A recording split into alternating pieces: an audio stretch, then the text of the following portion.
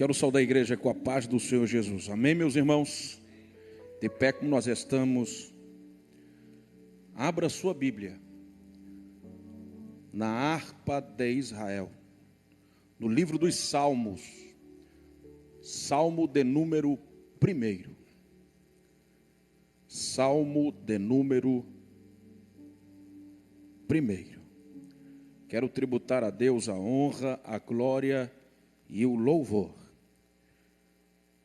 em podermos estar neste culto abençoado e na oportunidade que o Senhor nos concede em trazer-lhes esta palavra. Salmo de número 1. Nos diz assim um texto: bem-aventurado o homem que não anda segundo o conselho dos ímpios, nem se detém no caminho dos pecadores, nem se assenta na roda dos escarnecedores.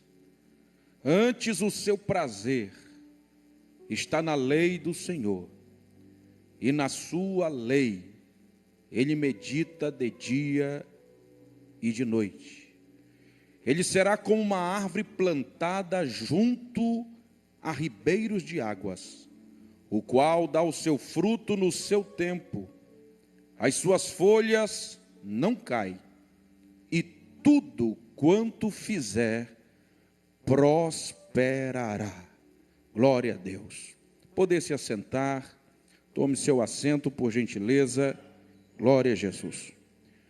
Meus queridos amados irmãos, a palavra que trago nesta noite, nesta oportunidade, é uma palavra reflexiva e digna de toda aceitação, pois é a palavra do nosso Deus. Eu queria nesta noite subordinar a mensagem que prego sobre um tema. E o tema seria os segredos do justo. Os segredos do justo. Olhamos para o livro de Salmos, e o livro de Salmos é um dos livros que está classificado como um dos 5 livros poéticos da Antiga Aliança. O livro de Salmos são 150 cânticos espirituais. O livro de Salmos é poesia cantada. O livro de Salmos você tem uma poesia declamada, poesia satírica. Você tem vários estilos de poesia neste livro. E vários segredos são revelados no livro de Salmos. Quando você lê o livro de Salmos, você passa a entender que o salmista canta quando ele está em paz. Ele escreve os salmos. Ele canta quando está triste. Ele canta em meio à guerra. Ele canta em meio ao lamento, em meio à tristeza. Ele canta em meio ao vale. Ele canta olhando para os montes. Você vai entender que o livro de Salmos foi escrito em diversas circunstâncias, mas em nenhuma das circunstâncias adversas, em nenhuma delas, por pior que ela seja, silenciou o louvor do salmista. Isso mostra, irmãos, que o salmista louva a Deus. Ele louva com a sua alma. Ele louva de todo o seu ser. Ele louva, como ele mesmo diz no Salmo 103, ele louva sem se esquecer de nenhum dos seus benefícios. Para o salmista, não importa, meus irmãos, a situação. Para o salmista, não importa a circunstância, qualquer lugar é lugar de adoração. É por isso que eu convido todos a lerem o livro de Salmos, com temor, com reverência, pedindo sempre a iluminação do Espírito Santo, porque o livro de Salmos é um livro que retrata, meus irmãos, a fé nos seus vários aspectos. Mas eu quero nesta noite me deter aqui no Salmo de número 1. O Salmo de número 1 é um salmo ímpar. É o salmo que abre toda a harpa. É o salmo que abre todo o livro. O Salmo de número 1. E o Salmo de número 1 começa com a expressão bem-aventurado. Bem-aventurado seria abençoado. Uma outra tradução, bem-aventurado seria feliz. É mais do que uma teoria. É um estilo de vida que deve ser seguido. O salmista está dizendo que esta pessoa é abençoada e é feliz.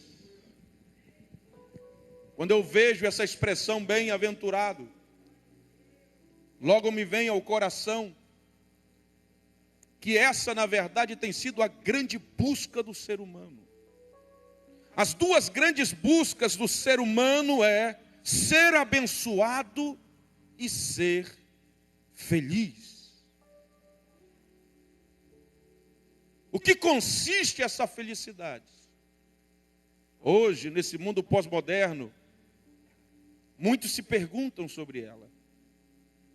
Será que a felicidade é um objeto que você tem? Ou que você deseja tê-lo? Será que a felicidade é um lugar que você já foi ou que você deseja ir? Será que a felicidade foi um tempo de vida, um instante que você viveu? Algo que valeu tanto a pena que você diga, ó, como eu fui feliz. Pois bem, eu venho lhe dizer nesta noite que o salmista no Salmo 1 revela o que é ser abençoado e o que é ser feliz de verdade. Bênção e felicidade estão registrados aqui no Salmo de número 1. É um salmo que pelo tom, pela leitura que se faz dele, ele tem uma conotação um pouco que exortativa.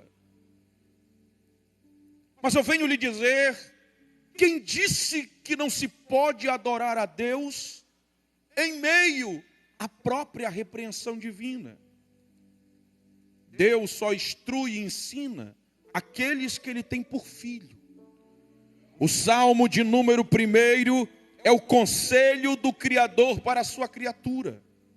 O Salmo de número 1 revela o segredo de sermos abençoados e de sermos felizes. E eu quero aqui que você redobre a sua atenção, porque é possível que você ouça nesta noite o Salmo 1 de uma maneira que você nunca ouviu antes. O primeiro segredo no Salmo 1 está no primeiro texto que nós lemos. O texto diz, bem-aventurado o homem que não anda no conselho dos ímpios, que não se detém no caminho dos pecadores, que não se assenta na roda dos escarnecedores. Observe que este texto revela um segredo muito profundo. O segredo do justo nesse texto não é o que ele faz. O segredo do justo neste texto é justamente aquilo que ele evita fazer. Eu vou lhe explicar.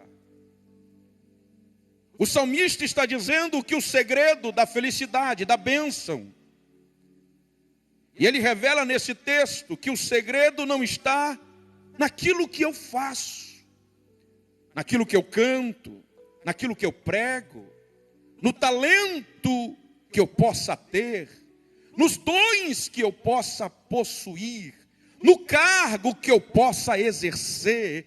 O salmista está dizendo que Deus abençoa o justo naquilo que ele evita fazer. Eu quero ser um pouco mais didático nisso. Observe que no texto que nós lemos existe 3 verbos.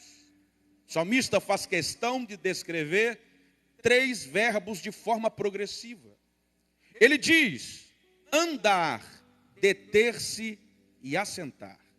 Qualquer um de nós podemos conjugá-los. Mas observe que na frente de cada verbo, o salmista faz questão de destacar uma palavra. E a palavra que se sobressai é a palavra não. Não ande, não se detenha, não se assente. Você está entendendo? A questão não é dom e nem talento no Salmo 1. Não. Porque para Deus nunca foi. Os dons são de Deus. Então, pastor, qual é a questão? A questão que Davi está dizendo que o justo, no Salmo 1, ele tem autoridade para dizer não. Eu não sei se você está entendendo. Mas o primeiro segredo do justo é justamente este não, que se repete por 3 vezes. Este não que se repete por 3 vezes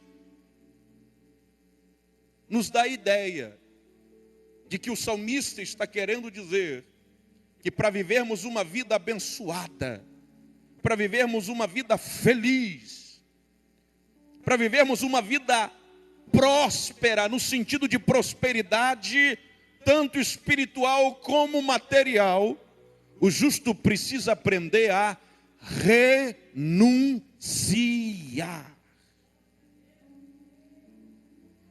Renunciar aqui é recusar voluntariamente. É usar o livre-arbítrio que Deus lhe deu, o poder de escolha, e dizer: não vou andar, não vou parar e não vou me assentar na roda dos escarnecedores. Quando você lê a epístola de Tito, Paulo escrevendo ao jovem pastor Tito, no capítulo 2, versículo 11 e 12, você tem uma visão mais ampla dessa palavra renúncia. Essa palavra para muitos já caiu até em desuso. Renunciar, negar. Deixa eu lhe dizer uma coisa. Paulo escreveu e disse: a graça de Deus, ela se manifestou a todos os homens. E ela trouxe oportunidade de salvação a todos. Mas esta mesma graça que se manifesta para salvar, diz Paulo, ela também nos ensina. Ela nos ensina a renunciar à impiedade, os desejos mundanos, para que possamos viver neste presente século, diz o texto bíblico, de forma sóbria, justa e piamente. Você começa a perceber que o segredo do justo é justamente evitar tudo aquilo que pode subtrair a sua fé. Tudo aquilo que pode lhe causar obstáculo à sua comunhão com Deus. Tudo aquilo que pode lhe roubar a atenção. E para isso o justo precisa aprender a renunciar. Para que ele viva neste presente século de forma sóbria, de forma justa, e viva uma vida piedosa diante de Deus. Mas pastor, por que isso é tão importante para o salmista? Por que evitar tudo isso causa felicidade, bênção, prosperidade? No Salmo de número 1, versículo 1 que lemos, há 3 perigos que devem ser evitados. Andar no conselho dos ímpios, deter-se no caminho dos pecadores e se assentar na roda dos escarnecedores. Andar no conselho dos ímpios deve ser evitado. A pergunta que sobressai no texto e que me vem à boca nesta noite é uma interrogação para você. Quem está lhe dando conselhos? Quem é o seu conselheiro maior? Para onde você está andando?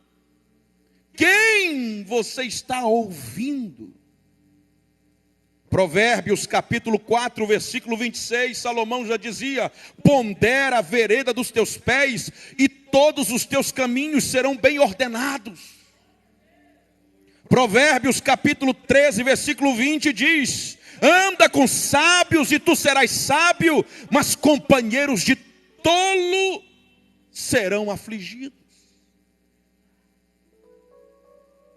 No mundo de relativismo, de subjetividade, no mundo onde cada um levanta a sua bandeira de verdade, o salmista está dizendo: ei, o conselho de Deus não muda. Passa a geração e entra a geração, mas Deus ainda está dizendo para mim e para você: não ande no conselho dos ímpios.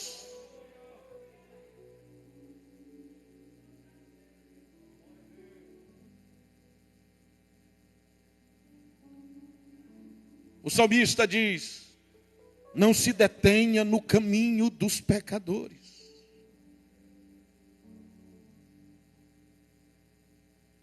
Salomão descreve no capítulo 4, versículo 19 de Provérbios, o caminho.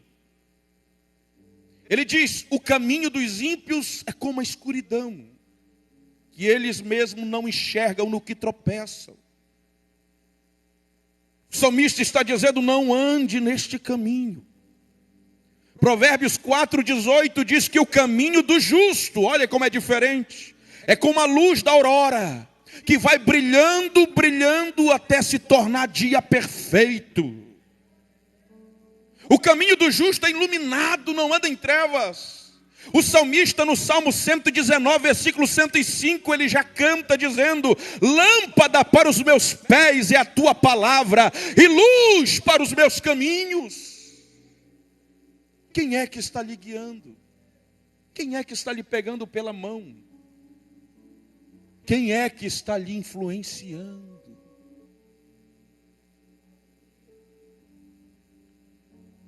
O salmista ainda diz no Salmo 1: não se assente na roda dos escarnecedores. A recomendação de Paulo em 1 Coríntios 5:9 é: não vos associeis.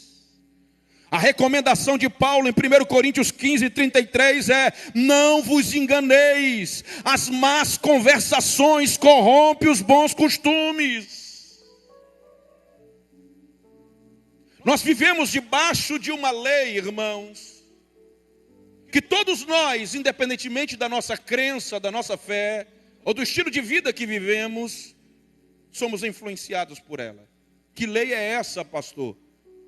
A lei da influência. Ou eu influencio, ou eu sou influenciado. E sobre a lei da influência, Jesus disse: vós sois a luz do mundo. Vós sois o sal da terra. Sobre a lei da influência, Jesus conta-nos a parábola da candeia, que ninguém que compre uma candeia a esconde debaixo da cama ou do vaso, mas coloca no velador, para que todos aqueles que entram na casa possam ver a luz. Você é influência de Deus em qualquer lugar que Deus possa lhe colocar. Mas para nós entendermos isso de forma mais profunda, meus irmãos, e eu não tenho tempo para descer os pormenores do tempo do profeta Isaías, do profeta messiânico. Você lendo os primeiros capítulos do livro, você vai entender que Israel se corrompeu, a nação. E a nação passou a se assentar na roda dos escarnecedores, no meio de outras nações, e começaram a influenciar a nação de Israel. Deus então levanta o profeta de uma forma poderosa. No capítulo 58, versículo 8 do livro de Isaías, você encontra esta profecia. E Deus diz à nação, através dos lábios de Isaías: Deus vai romper a vossa luz. Deus quer aparecer com cura. A vossa justiça irá caminhar diante de vós. A glória do Senhor vai aparecer no meio de vocês. Vocês vão orar e o próprio Deus vai dizer: eis-me aqui. E quando a nação disse: quando isto acontecerá? O profeta disse: quando vocês saírem da roda dos escarnecedores, quando tirarem do meio de vós o jugo, o estender do dedo e o falar vaidade, aí milagres vão acontecer no meio do vosso povo. Por quê, pastor? Porque a roda dos escarnecedores, meus irmãos, promovem justamente essas três coisas: jugo, estender do dedo e falar vaidade. Quem sabe você me ouve e diz: não era bem esta palavra, pastor, que eu estava querendo ouvir. Mas eu volto a lhe dizer: Deus só ensina e instrui aqueles que Ele toma como filhos. O que tem na roda dos escarnecedores? Jugo. O que é jugo, pastor? É indiferença, a desigualdade, a contenda. A indiferença, irmãos, é um dos sentimentos mais estranhos da natureza humana. Alguém disse que o contrário do amor é o ódio. Nunca foi. Porque ódio também é sentimento. Por mais negativo que seja, mas alguém está sentindo algo. O contrário do amor é a indiferença. Porque o indiferente diz: para mim já não importa o que você fala, o que você diz, o que você sente, não importa para mim. A indiferença, ela mata relacionamentos, amizades.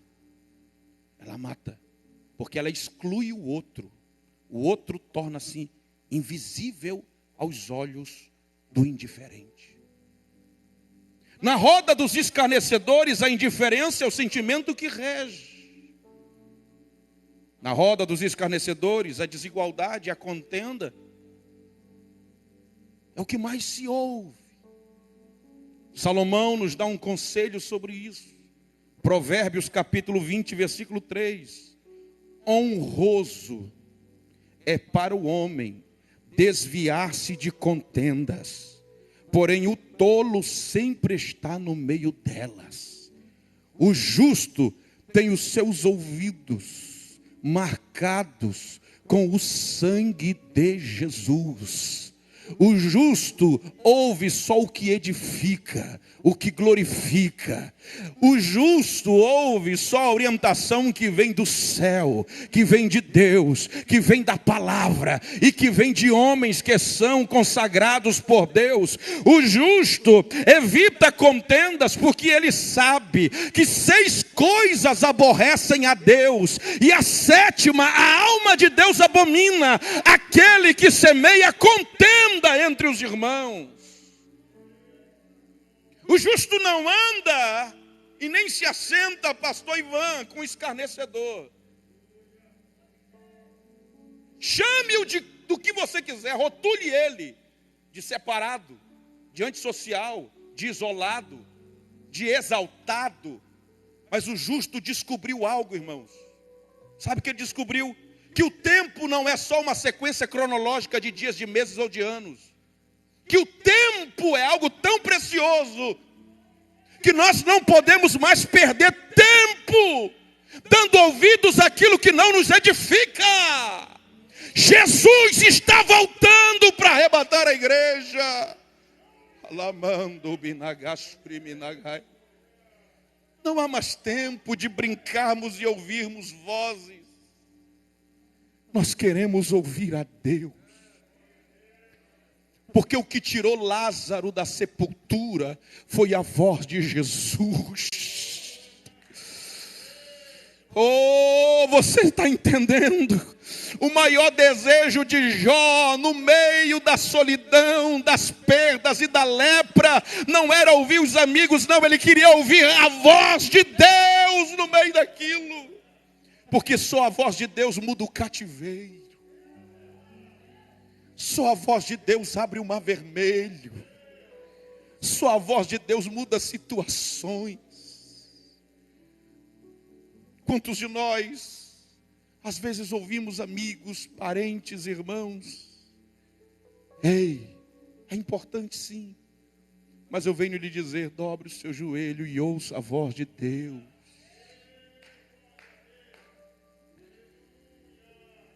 O que tem na roda dos escarnecedores, pastor, que devemos evitar para sermos felizes e abençoados.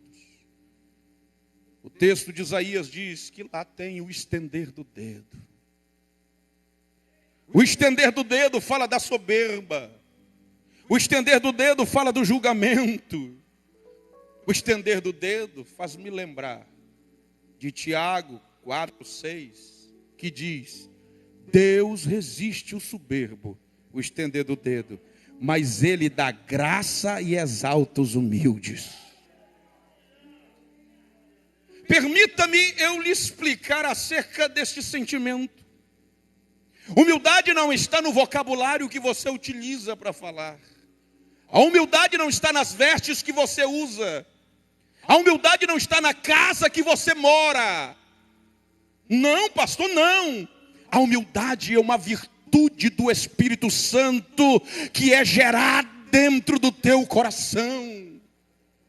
A humildade é saber que tudo que você tem, tudo que você é e tudo que você um dia possa ser, vem das mãos de Deus. Humildade é se render e saber que sem Ele nada podemos. É por isso que a Bíblia vai falar que esse estender do dedo, ele fere o coração de Deus.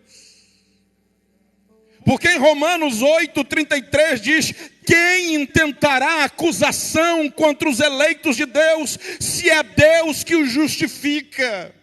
Você não entendeu? Deus já quebrou o dedo indicador do diabo na cruz do Calvário. O estender do dedo não tem mais poder contra você.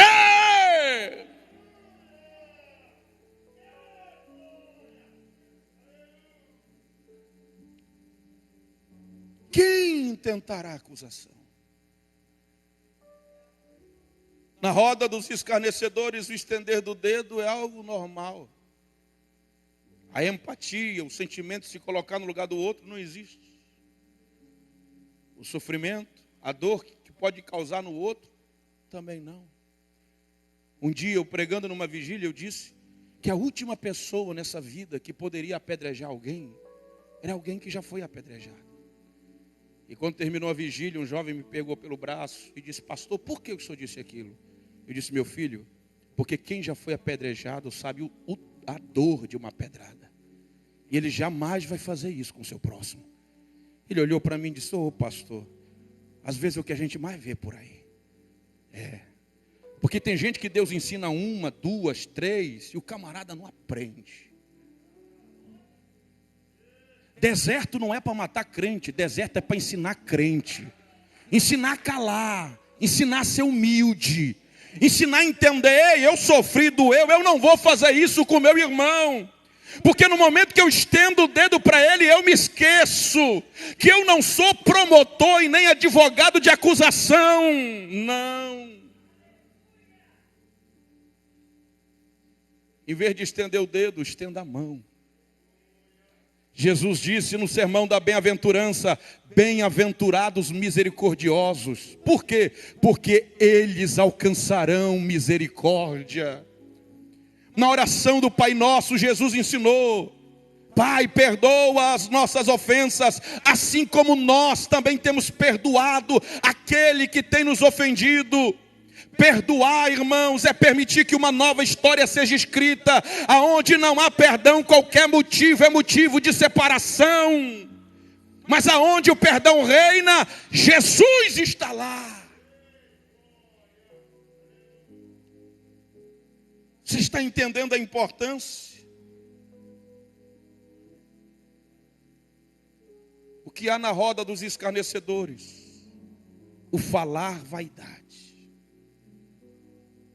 O falar vaidade é orgulhar-se pelos méritos. Eu lembro de um irmão me perguntando uma certa vez: pastor, o pecado do diabo foi o orgulho. E eu disse: então, o pecado do diabo foi o orgulho, o sentimento mais tolo que o diabo poderia ter. Ele disse: por quê, pastor? Porque quem o fez querubim ungido foi Deus. Ele se orgulhou não pelo mérito dele, ele se orgulhou pelo mérito que quem lhe fez foi Deus. O orgulhoso sempre se orgulha pelo mérito que não é dele.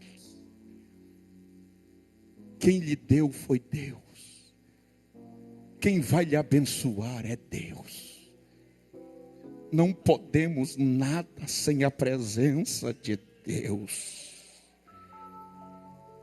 Eu quero chegar às conclusões finais. Ainda sobre esta palavra, eu venho dizer que o orgulho também é uma outra palavra que caiu no desuso. O orgulho deixou de ser vaidade, deixou de ser defeito e passou neste século 21 a ser virtude. Sabe como é que hoje milhões de pessoas chamam o orgulho? Autoestima. Tenho uma autoestima. A autoestima de saber mais do que o outro, de ter mais do que o outro, de poder mais do que o outro. Irmão, o dicionário pode até mudar a palavra, mas orgulho ainda é pecado. Tudo que somos, tudo que temos, é só o reflexo da misericórdia de Deus. Fique de pé em nome de Jesus. Eu olho para um homem na Bíblia, aquele homem é a imagem do orgulho. O homem mais poderoso da terra, na antiga aliança, era Faraó. Faraó tinha conselheiros, tinha exército. O Egito era um império mundial, meus irmãos. Mas eu acho lindo a Bíblia.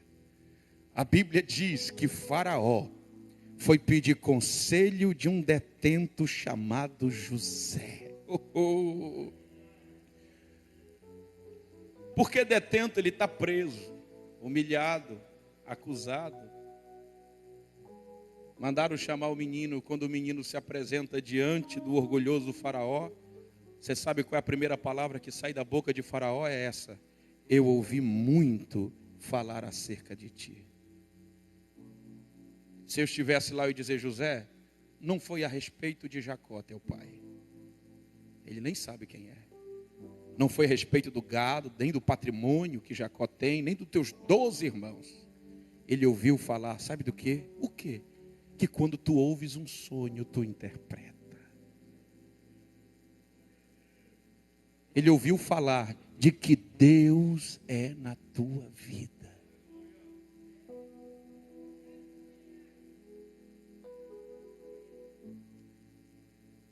Deus é na tua vida, irmão. E a palavra de Deus nesta noite vem para mim e para você dizer: ei, eu tenho bênção e felicidade para você. Mas toda escolha tem um peso e tem um valor. Toda decisão que tomamos reflete na nossa vida. Eu posso escolher a semente que eu vou semear, mas depois de semeada, infelizmente, eu tenho que colher o que eu semeei. É por isso que o salmista vem na autoridade do Espírito Santo dizendo: não ande, não se detenha, não se assente. Por quê? Porque tu vais ser como uma árvore plantada junto ao ribeiro de águas. O que o salmista está dizendo: se Deus te cobra muito, sabe por quê? Porque Deus tem muita coisa. Deus tem coisa grande para a tua vida.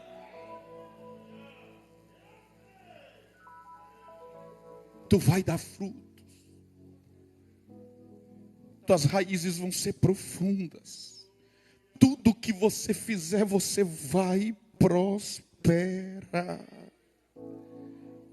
Levante a sua mão, eu termino nesta palavra de oração. Aleluia. Deus nos trouxe aqui nesta noite, no meio da adversidade desta pandemia, é verdade, dizer para mim e para você: há motivos de louvarmos, há motivos de termos esperança. Aleluia. As misericórdias do Senhor têm sido a causa de não sermos consumidos, e as suas misericórdias estão de pé sobre a sua vida. Deus está dizendo: continue nesta caminhada de fé. A porta ainda é estreita, o caminho ainda é apertado, mas é neste caminho que você vai ser conduzido à salvação. Não misture a sua vida, não dilua a sua fé com nada. Jesus é a tua prioridade maior. A felicidade que você procura está nele. A bênção que você deseja obter vem das mãos dele. Eu venho lhe lembrar nesta noite que ele tem a chave de Davi. Ele é o Deus que abre a porta, e a porta que ele abre, ninguém pode fechar. Ele só exige obediência. Ele só exige adoração. Coloque a mão no seu coração e agradeça a Jesus. Agradeça a Ele nesta noite. Obrigado.